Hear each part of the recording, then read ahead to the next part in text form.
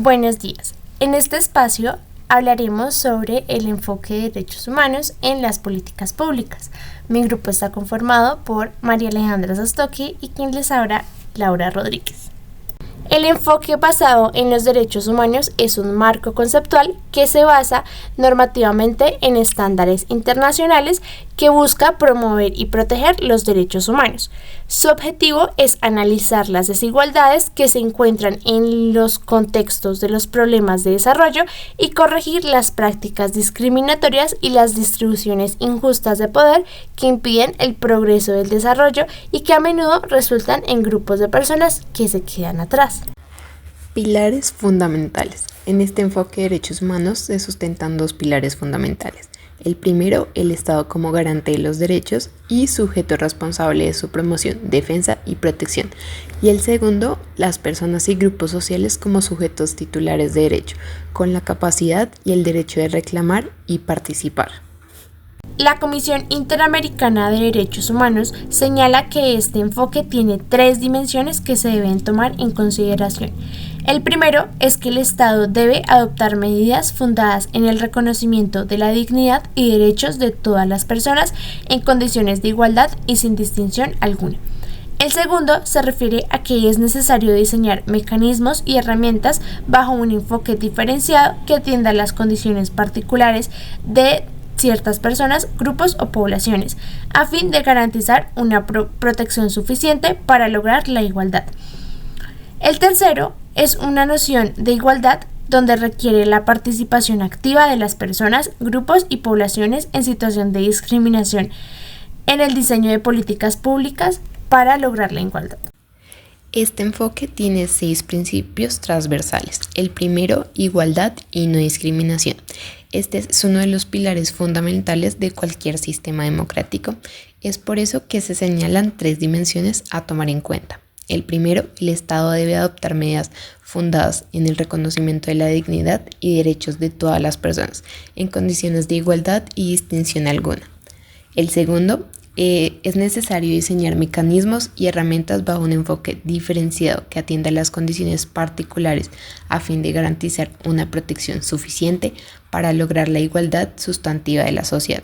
Y por último, se requiere una participación activa de las personas, grupos y poblaciones en situación de discriminación histórica en el diseño de políticas públicas que les conciernen. El segundo principio hace referencia a la participación social.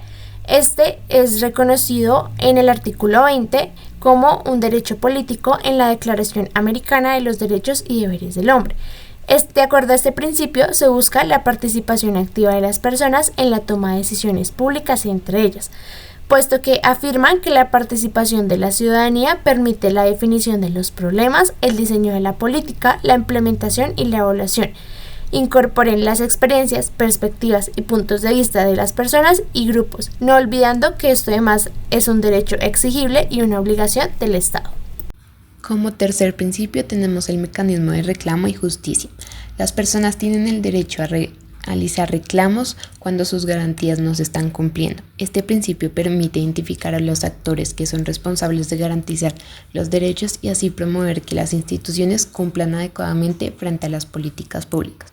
Así que los estados tienen la responsabilidad de consagrar normativamente y de asegurar la debida aplicación de los recursos efectivos y de las garantías del debido proceso legal ante las autoridades competentes, que amparen a todas las personas bajo su jurisdicción contra actos que violenten sus derechos fundamentales. El cuarto principio está relacionado con la información como garantía de transparencia. La Comisión Interamericana de Derechos Humanos señala que el acceso a la información es una pieza fundamental de toda sociedad democrática y elemento indispensable para garantizar el ejercicio efectivo de todos los derechos humanos y además para asegurar la participación efectiva en los asuntos públicos. Es para ello que para la Comisión es una pieza imprescindible para garantizar los procesos de transparencia y rendición de cuentas.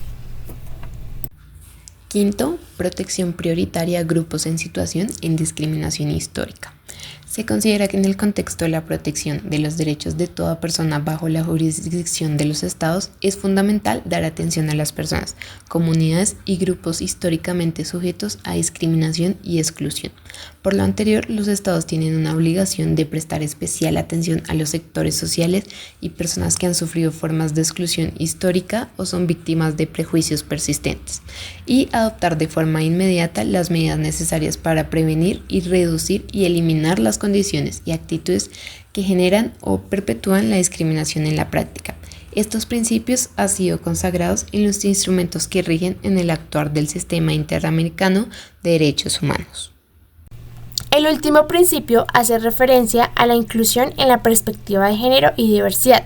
Este es un principio que ha buscado incorporar de forma plena la perspectiva de género, diversidad e interculturalidad que debe guiar todo trabajo orientado al respeto y garantía del avance de los derechos humanos. Es por esto que los estados tienen el deber de incorporar una perspectiva de género en la adopción de políticas públicas, considerando la discriminación histórica y los estereotipos que han afectado a las mujeres, niñas y adolescentes. Este enfoque tiene unos mecanismos de monitoreo y evaluación y sistemas de indicadores de derechos humanos. Entre estos encontramos, desde un enfoque de derechos humanos, se tiene objetivo revisar la efectividad de la política como herramienta para la realización de derechos.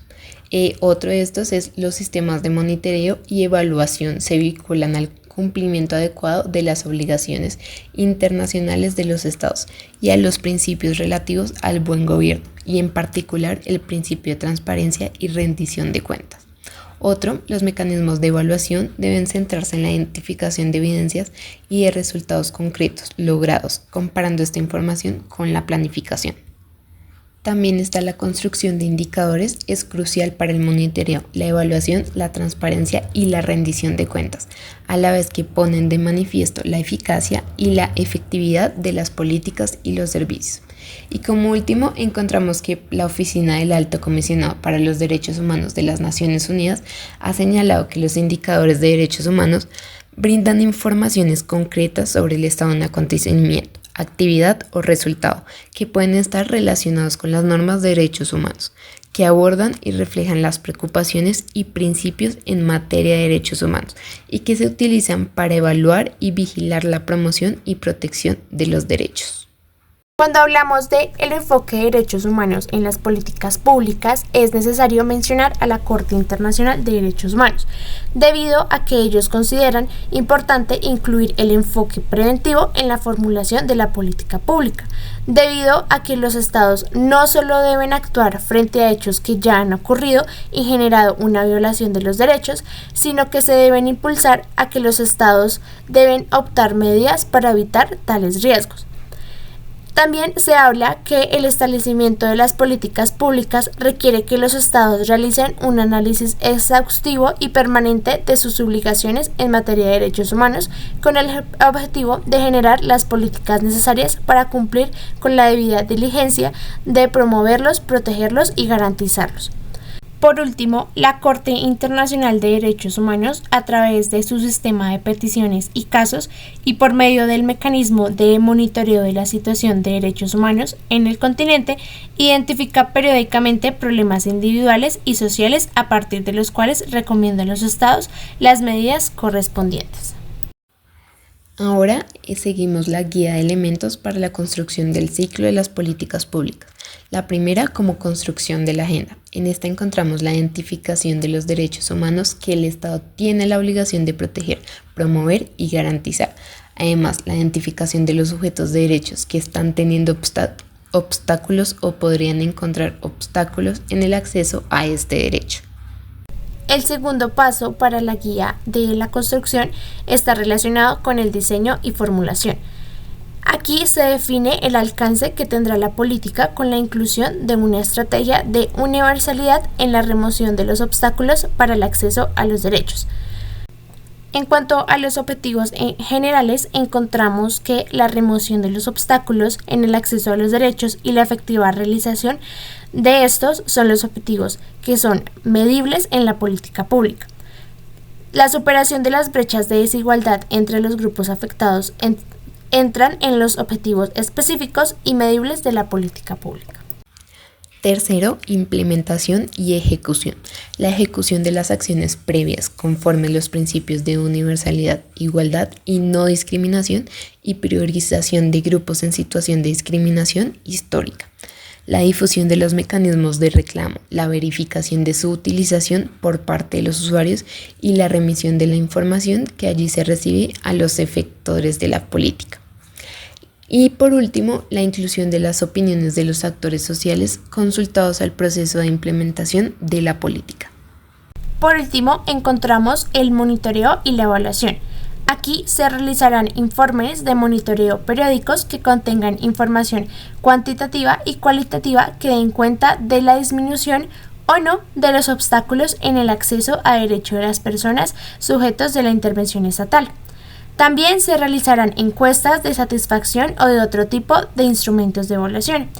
Y por último, se realizará difusión de la información sobre la evaluación de la política.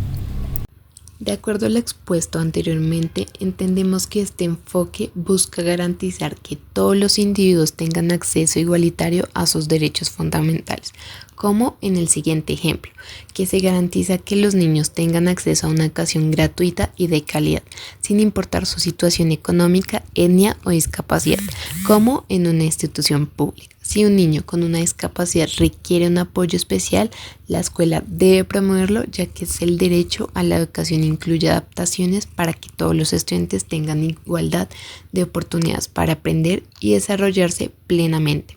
Esto lo comprendemos en los enfoques mencionados anteriormente como igualdad, ya que se busca asegurar que todos los niños, sin importar su situación, tengan las mismas oportunidades educativas.